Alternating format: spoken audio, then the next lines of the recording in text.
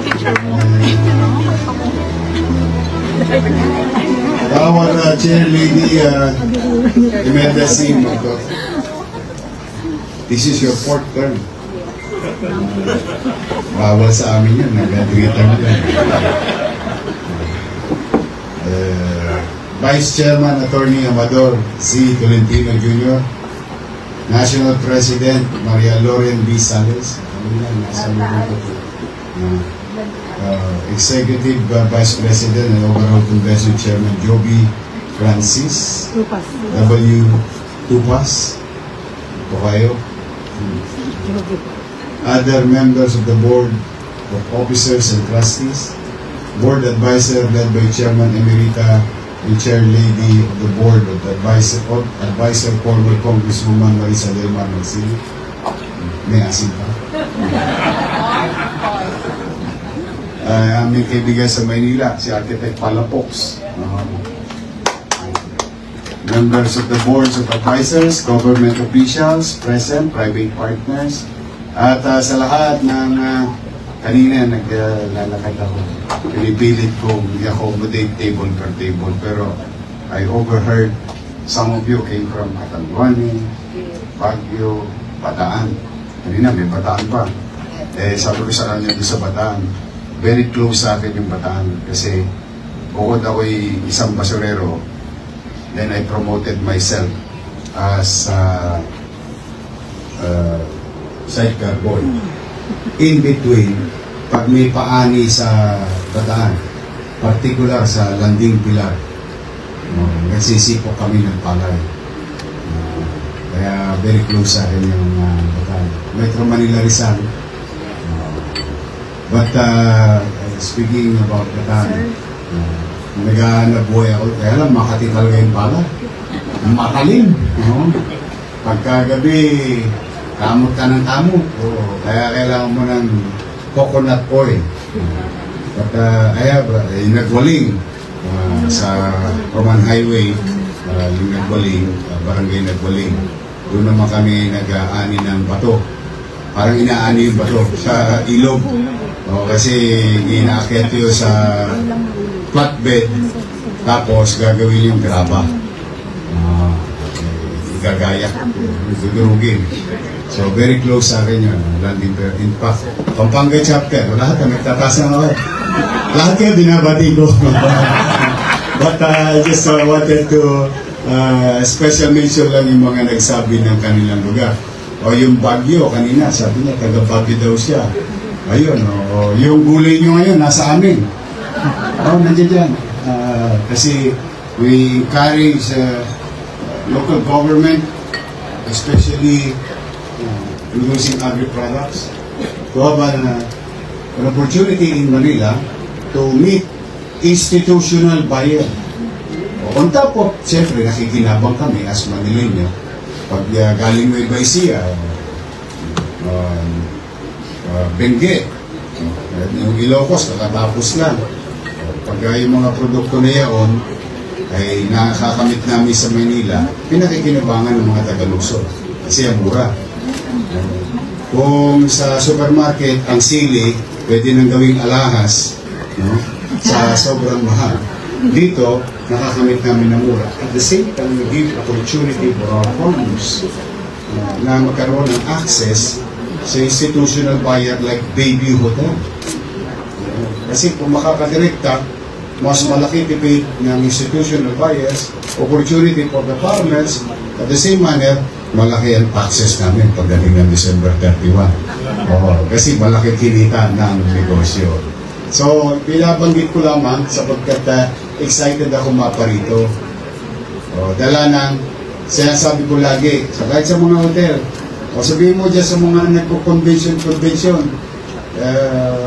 basta dito nila gagawin sa Manila, bibisita ako sa kanilang convention.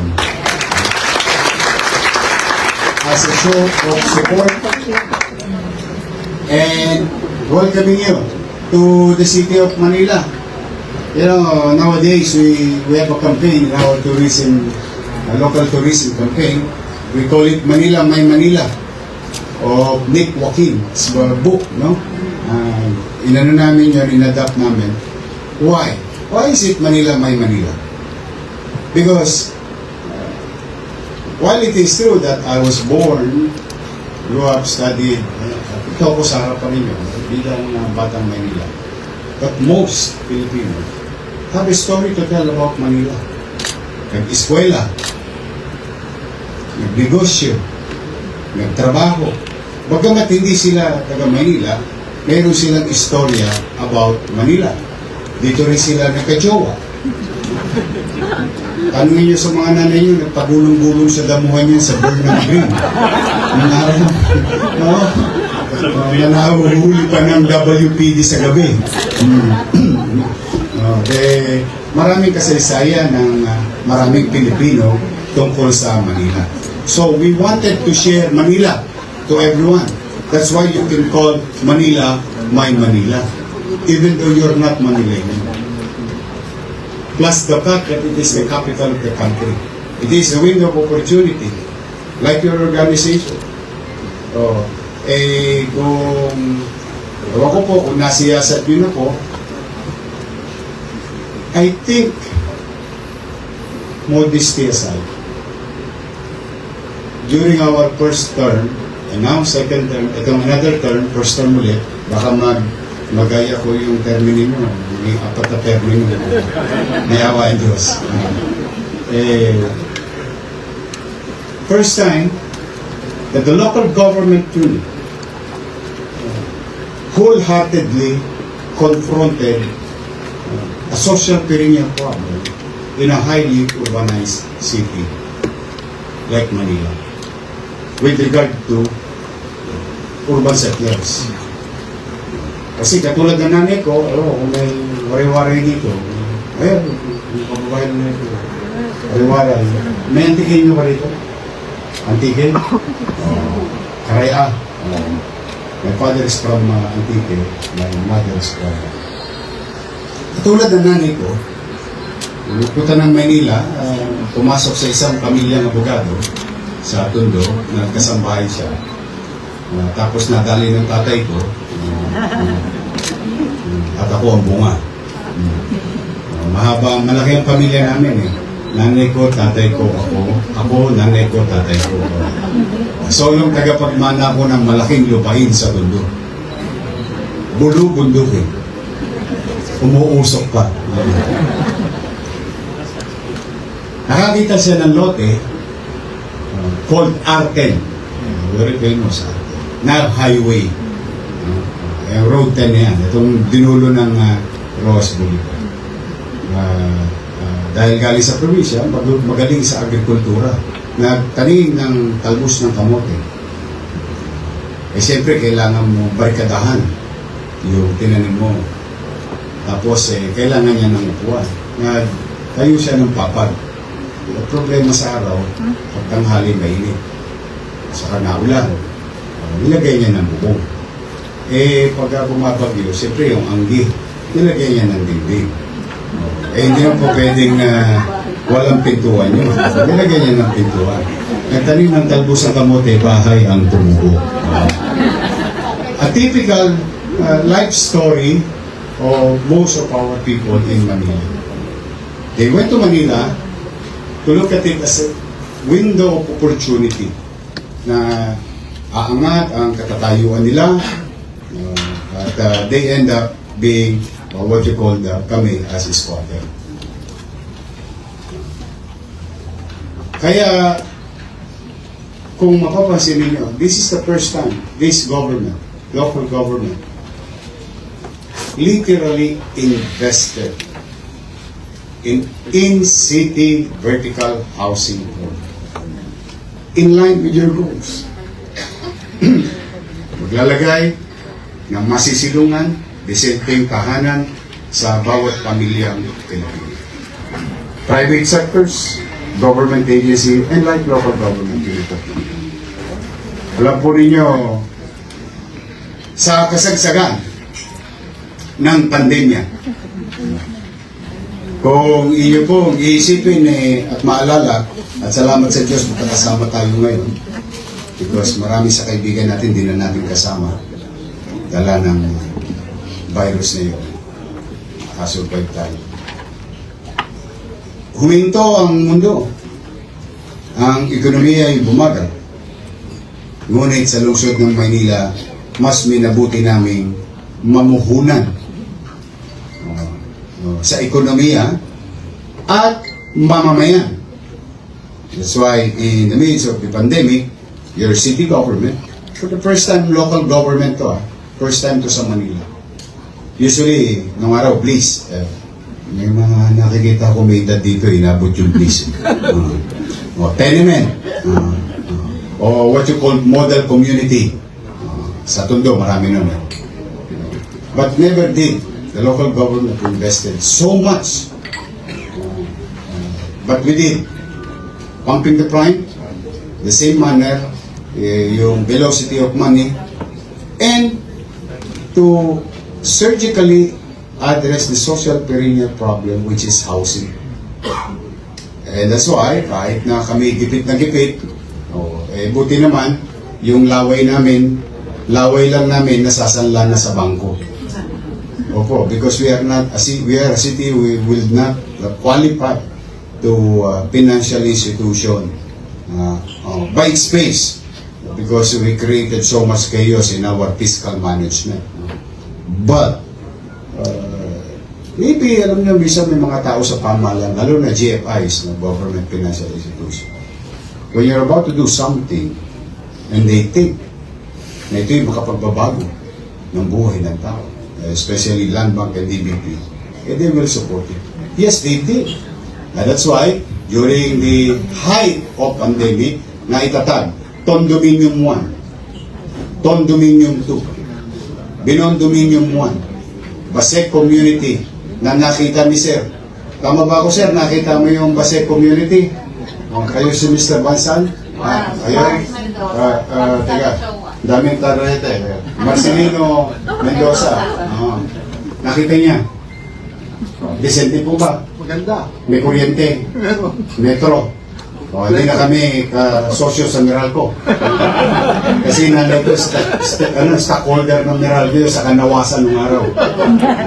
Alam mo naman si Squatter, may share kami lagi sa kuryente at tubig. Particular yung nawasa. Sa umaga, nawasa. Sa gabi, nawasa. Wasak ang tubong itim nila. Medyo po nyo. But you see, Basek Community, this in-city vertical housing program was done in the middle of chaos and crisis. We opted to take the risk on investing to our people at the height of the crisis, which is, at the time, wala kaming nakikitang sinag ng araw na matatapos yung sitwasyon. But we believe in a concept. I, for one, thanks to my professor, thanks to my experience, believes in MBN. MBN, minimum basic needs. Housing, education, healthcare, and jobs. These are the 4 pillars that will, maaaring mali po ako, no? Pero sa pananaw ko, ay makapagpapataas ng angkas ng pamumuhay ng tao. Quality of life, quality of living. Would you imagine that a 15-story building can be done in 2 years? At 42 square meter per unit. 2 bedroom. And I have a story to tell about 2 bedrooms. Why we created so much space for every beneficiary? Why? Nowadays, ewan ko, tama ba ako, 23 metro kwadrados, 26 metro kwadrados, di ba? Yung mga SMDC, yung mga studio. Okay naman yun. Dala ng yung presyo ay napakamahal. But, will you actually, given a chance if there is an option, will you put your 2 kids, you yourself, and your wife in that space? Ang tawag na nanay ko doon ay bahay ng kalapati. Dahil kalapati lang ang kasya. So that's why we came up with an idea, 2 bedroom, 42 square meter condominium unit. Para mapaghiwalay ko yung magulang at yung anak. Because of the same reason again, practical experience. alam mo, sa squatter nung araw kami, katulad kami, nanay ko, siguro nasa G's lang kami, o 8 o metro kwadrado. Nakikipisan lang kami. Misa sa ilalim ng hagdanan, so kung ano size ng hagdanan, yun ang kwarto namin.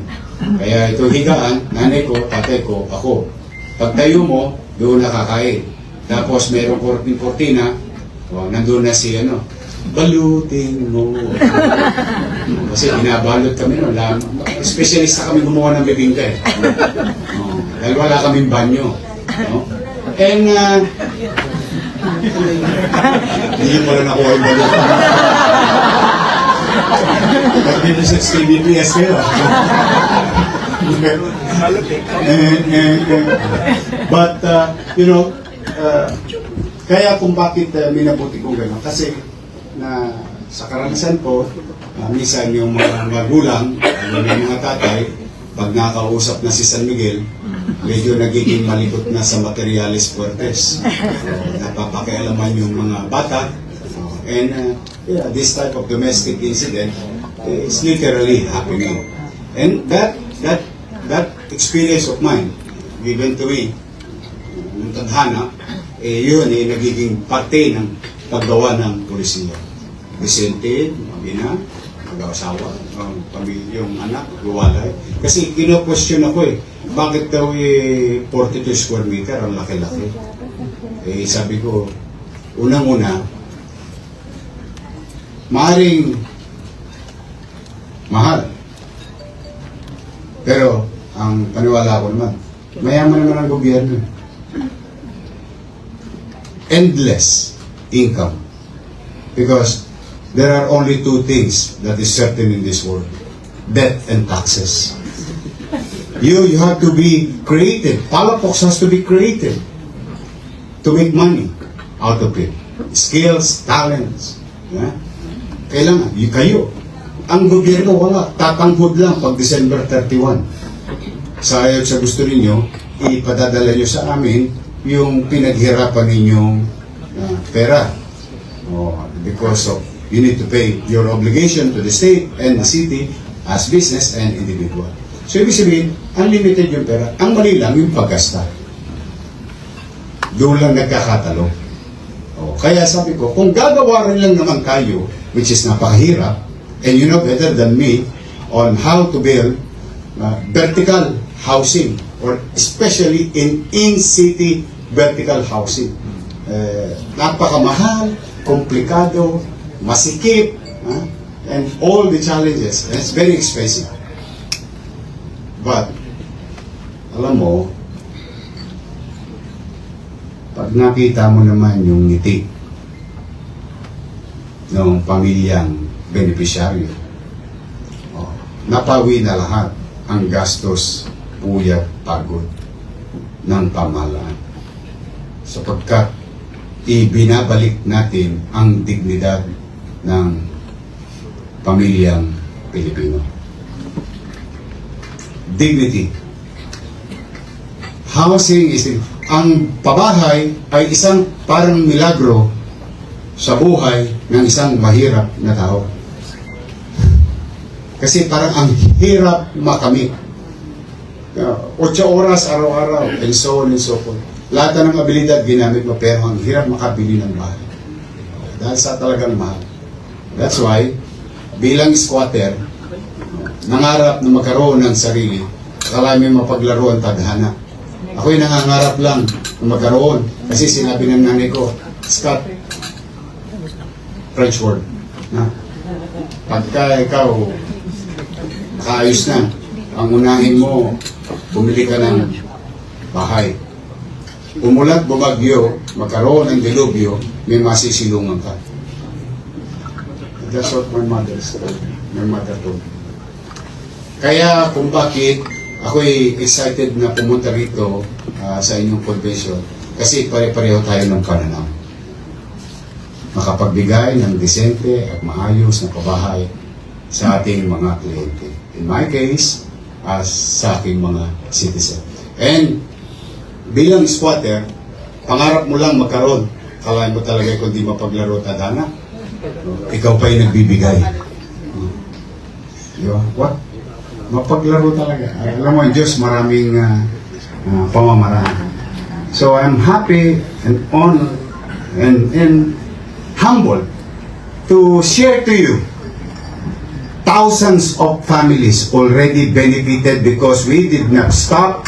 We continue to build Pedro Hill Residence, San Sebastian Residence, and San Lazaro Residence. Hindi na lang 15 story, 20 story na may swimming pool pa.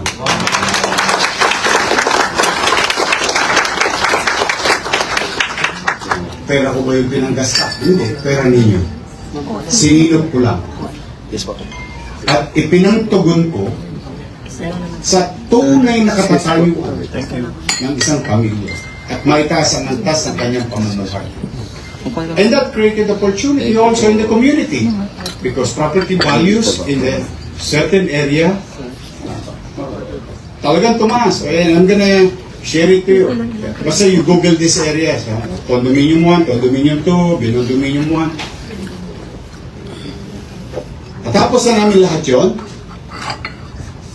At hindi lang siya pang mahirap. Pati working class naka-avail ng aming housing. And now, with this administration, new fresh mandate from the people of Manila, we just groundbreak about before the last quarter ng taon ng 2025. Hindi pa ako nag-iinit sa upuan para na sinisilihan ng webpacks ko na itayo namin yung long-term plan namin na ituloy.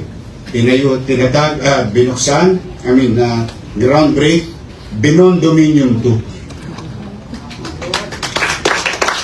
Para magkaroon kayo ng visual kasi Binondominium 1, Binondominium 2, ang futures niyan 3, 4, 5, 6. Because itong beneficiary dito ay yung squatter sa gitna ng island sa Binondo, San Nicolas. So hindi na kailangan itapon to disenfranchise the people somewhere else. Here, they will receive housing and go to the same school, the same health center, and the same working place, like Pierre and Recto. So, tama si Lee Kuan Yew. Because the concept of Manila's in-city vertical housing program is 99 or 98% copy-paste ng HDB. Pareho-pareho yun. Kaya makikita nyo sa baba, walang unit. Hindi ako naglalagay ng unit sa baba. Kasi ang tao, ang tendency, i-extend.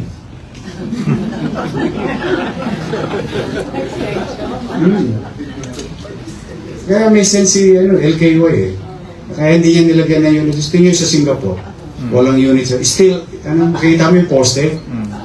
Kaya I'm happy to share, in line with your goals and aspirations of organization and businesses, your city government will continue to invest to this program, in-city vertical housing program.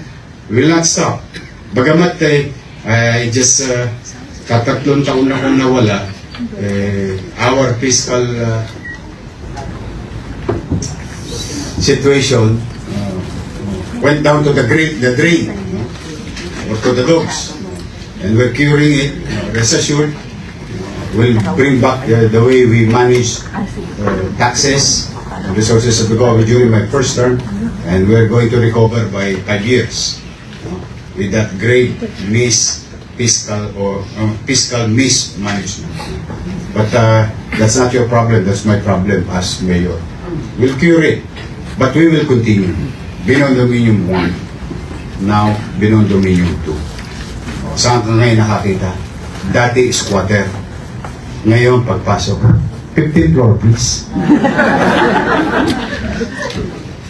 Saan kayo nakakita? Nagbabaha, flood control. Baha. Sabi ng aking mga beneficiary, kamusta kayo dyan? These are the type of, kidding aside, yung ligaya ng Butaw. Siya'y may masisilungan.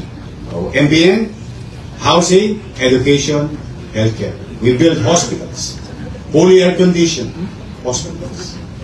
10-story, fully air-conditioned hospital ng Manila. Malapit lang dito. Okay, tabi nun, Itinatatag naman namin. Pamantasan lungsod ng Maynila College of Medicine. Yung lumang ospital, dinudurog ko ngayon. Kasi yun ang endgame dun eh. Ospital, yung lumang ospital, durugin galing eskwela, gamitin eskwela para magkaroon ng espasyo ang PLM sa College of Medicine. Albert Elementary School. Mamaya, papunta yun sa top avenue. Tingnan nyo, Manila Science. Albert, magsaysay, nirevive ko. Pero mo, 3 taon ako bago umalis, 5 palapag na. 3 taon natapos, 5 palapag ako nung bumalik eh. It's supposed to be 10-story. Almario Elementary School. Why are we building so much space vertically? Because in a highly urbanized setting, and you know better than me, space very expensive and rare commodity like Metro Manila, and particularly Manila. So rest assured that your city government, kung meron mang nagbabayad ng buwis dito sa negosyo nila, kung manatag kayo, pipilitin namin maging masino at episyente sa paggasta. Yung nakikita ninyo dito sa harap ng Bayview, makikita ninyo yung mga open green space. Nandito yung ano namin pero kaming i-study rito eh. Makikita nyo yung mga bamboo dyan. Yan yung pinapeg namin. It's going to be all over the city of Manila, 100,000 of it. In this year, in this open green space, clean, maayos, panatag, mga additives yan ng pamamahala ng inyong lungsod ng Manila. But we will focus on developing family. And unang-una, bubong na masisilungan. Yung ama or ina, papasok dahil may trabaho. Yung atabs, may maayos na eskwelahan. Pag nagkasakit ang pamilya, may maayos na ospital. After that, bahala na sila. Hindi naman po pwedeng lahat na lang isinubo ng pamahalaan. Nagigets niyo? Yes. I will focus on what matter most to every family, especially these basic needs. Then the rest is, yung bata, siya sasagot sa kanyang asignatura. Yung tatay at nanay, siya papasok sa empleyo ng maaga at maging epesyente siya doon bilang empleyado. Pag sila nagkasakit, wala silang tosgas. In fact, baka, sino maraming minahal dito? Marami na kayo. Maraming minahal. Kasi baka may sakit pa kayo sa puso. Napagod daw yung mga puso. I would like to inform you, because this is new, while it is old, because I bought this machine during my first term. Nung nawala ako, hindi pinatakbo, o what you call cat lab. This delivers the first and only local government unit. Time's up. Saan na kayo? Hindi tayo ako. Kasi sayang eh. Baka mamaya atake kayo sa puso. Yeah. You know how much? PHC, Philippine Heart Center, angioplasty, easily 1 million. Easily. Angiogram, 50,000, 80,000. Go to Manila. Ni-revive ko, binuhay ko, thanks to our doctors and professionals, medical professionals. And we have an active angiogram. And recently, we qualified conducting angioplasty.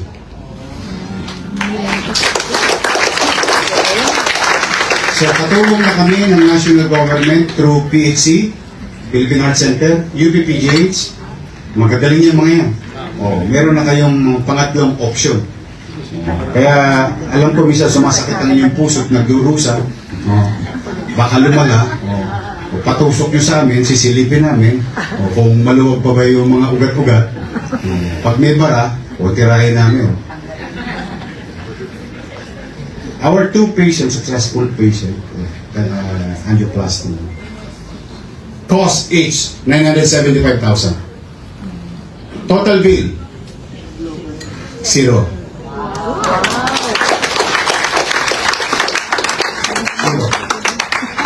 At At hindi pa naman masyado nagagamit sa PhilHealth yan. Kasi pag elective, walang reimbursement. Kasi I think kailangan atakein ka muna bago ka... hindi ko mag-gets yun. Pero ako gusto ko, patira ka na, kung may nararamdaman ka, wala kang toast class, uy, may bara, o, bigyan na kita ng stent. Gusto mo, 2, 3, 4, isang matet ko, mabuhay ka lang.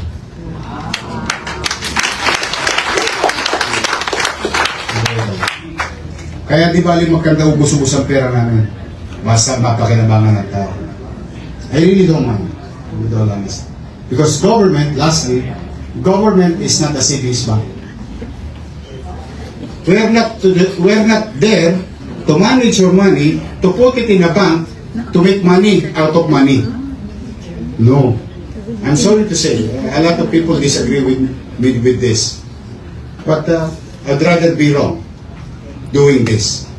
Ang pera ng tao, hindi inilalagay sa bangko para tumubo at masabing marami kang savings. I would rather hear a government who took a loan. Why? Kasi mabilidad yung gobyerno na yun. Because a peso spent today, earned today, is better to spend today than to spend the same peso tomorrow. The natural course of inflation will apply. The presyo ng bakal ngayong araw na ito, piso, at malaking tsansa bukas 1.5. And you cannot buy the same amount of bakal with your existing same amount.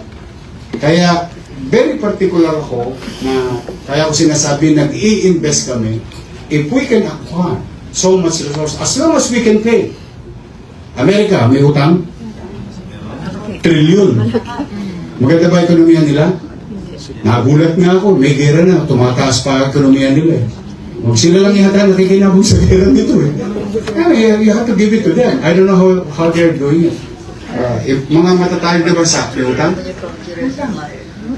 Hindi ka naman pautangin ng bako, hindi ka naman kaya magbayad. I mean, let's be honest to ourselves. That's why I really wanted people should, leaders should spend money as fast as he or she can. Because you may lose money, you may gain money. But when you lose time, you cannot buy back time. And when you lose opportunity, I hope opportunity will come again. But there is no guarantee. So if you miss these things, that's it. That's why I always tell everyone, okay, na iinggit na marami silang pera. Eh, kita mo naman, squatter nila, 5-5. Tayo, marami eskwela, marami tayong squatter. Pero sigurado ako, libo-libong pamilya, tumaas ang kalidad ng pamumuhay ng tao. So, that's why I hope this kind of message will be sent to other leaders. Kayo mahihiya sa taong bayan kapag kayo'y nangungutang. Sabi ko nga nung kasagsagan ng pandemya. Kaya maglala, mga batang Manila. Pag ako, wala nang mapiga sa bimpo, nakita niyo yung relo ng City Hall, ipatatas ako yan kayo tangbunting, makaralos lang tayo. Which we did. 700,000 families, buwan-buwan, kumain. Kasagsagan, 8 months. See? Kaya po, sa pabahay, naniniwala ako. Naniniwala na ako, kapag dyan namuhunan ng gobyerno, yung economic return niyan, easily 10 folds. You know how much they're paying in city vertical housing program in Manila? 42 square meter with swimming pool, the auditorium or function hall, 2,000 pesos.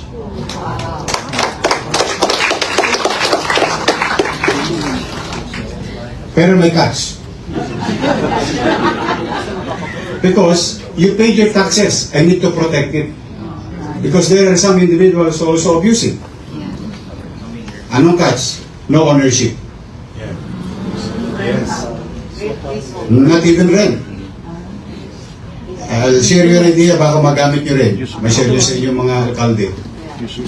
2,000 pesos a month. No ownership, But there is virtual ownership. Habang nabubuhay ka at tinutugunan mo yung 2 bulig buwan-buwan sa gobyerno, walang makapagpapalaya sa iyo. Nagpantay na ang pamo. The rules on family code under the rules of succession will apply. Yung pamilya mo ay mananatili na benepisyaryo ng babae ng Maynila. So, ipipigit mo mata mo na may kapanatagan bilang isang magulang na may mauwian ang iyong anak at apo. Na, what happened to 2,000 pesos? Isang araw, lumago ka na. Dahil yung dati nagbabayad ka ng 8,000 na upa, dahil kay nangungupahan at nagbenepisyaryo ng in-city vertical housing program ng Manila, nakatipid ka ng 6 na bulig. At yung 6 na bulig mo, maabilidad ka. Hindi ka bumili ng iPhone. Masaya ka na sa Oppo. Hindi ka namuhay ng marangya. At ginamit mo yung katipiran or savings sa mga instrumentong makapagpapalago pa ng iyong pinaghirapang salapi. Then, lumago ka, umalis ka na. Aalis ka na at isosurrender mo na yung unit. Lahat ng hinulog mo, isosoli ko sa'yo.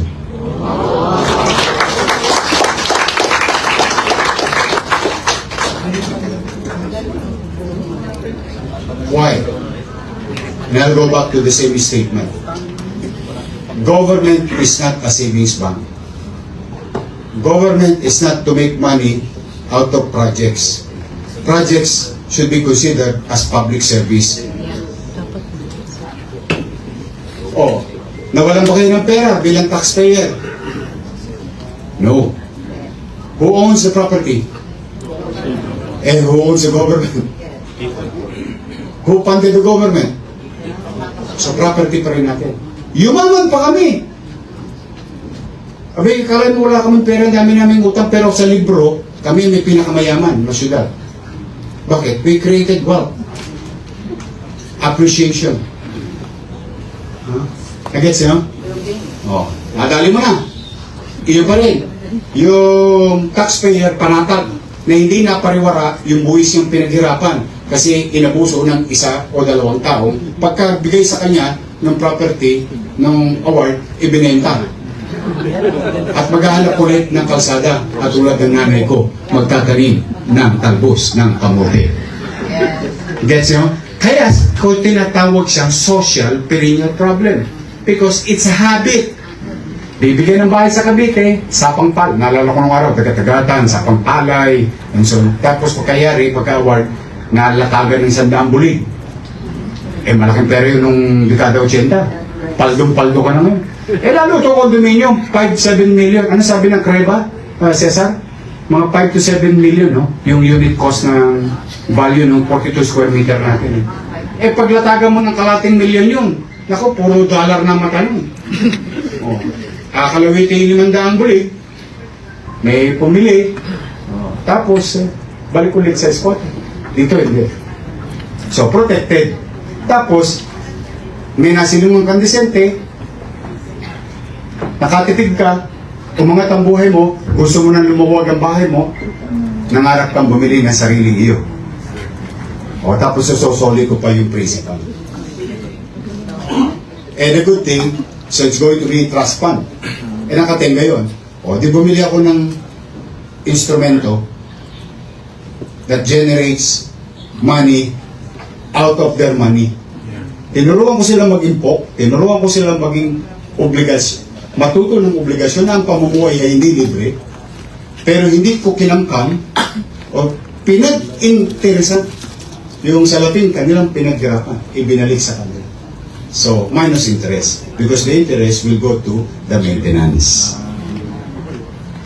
Sustainable? Yes. Yan ang housing project namin. So, I hope I've shared something for you today na kaya ko sinabing 95 or 98%. Kasi sa HDB, may equity, may ownership. Dito wala.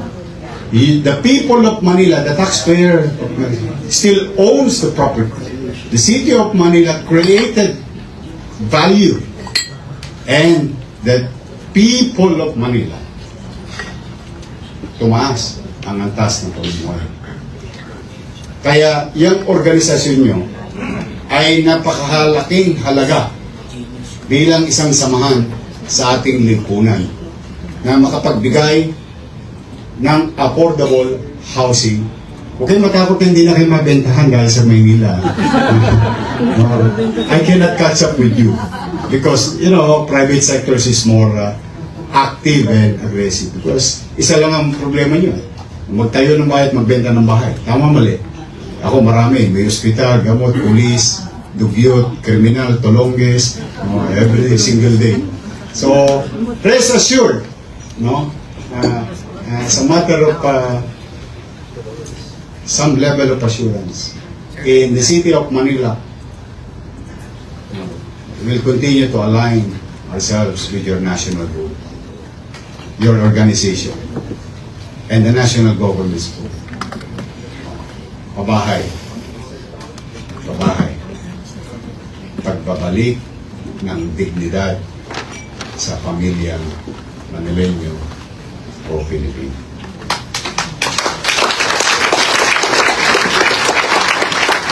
Tapos ako, pasensya na overtime, pero sayang.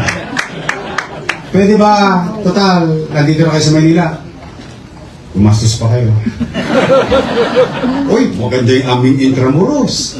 Oh, yung Fortune Chapo. May bago kami museum dito. Oh, maraming pasyalan sa Maynila. Oh, sino gusto bumili ng karaoke? Tayo sa roon. Sino gusto bumili ng tela? Tayo sa Tabora. Abisoria. Oh, gulay, mamayang gabi. Oh, marami kayong mabibili sa Maynila. Sa Maynila, we don't produce anything. But we distribute everything.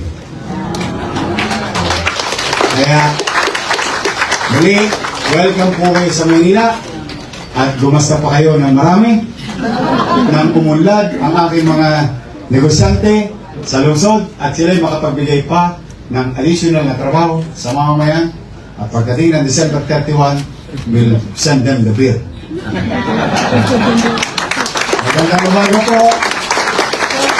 Salamat kayo ng Kong Megapon. Maraming salamat. Manila, God bless. Thank you.